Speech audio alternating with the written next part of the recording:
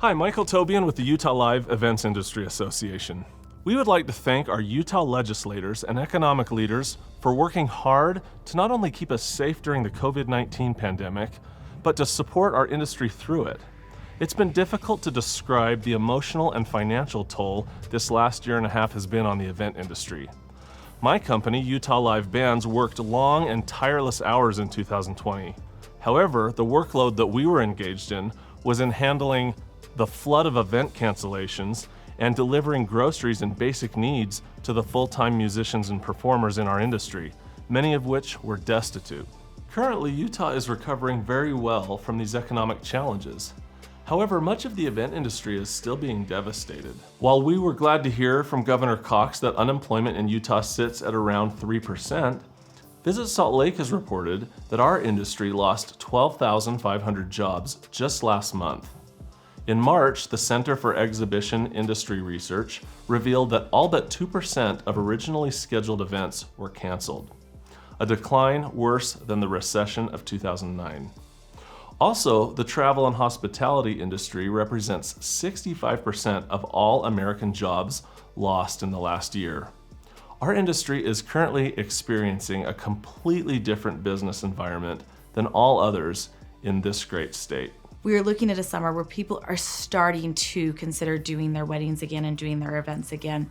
But we need employees back, and we need to make sure we can pay these employees not just for the time of the events, but throughout the upcoming couple of years while we try to work to regain our numbers and try to make sure our business survives at the same time. We can't just pull an employee off the street.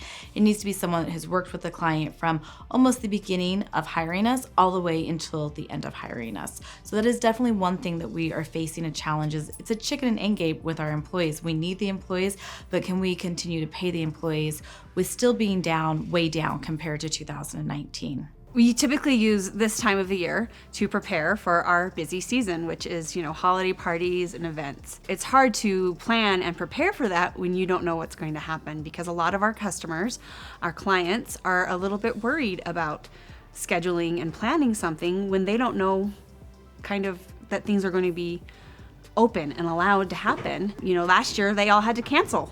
And they don't want to have to do that all again and to rework it and reschedule it. So we're just really hopeful that the state of Utah will be supportive in helping us to have these events happen. We know that they can happen safely. We've made a lot of changes and added a lot of safety measures so that we know that the people who are playing our games and coming to our events are doing so safely.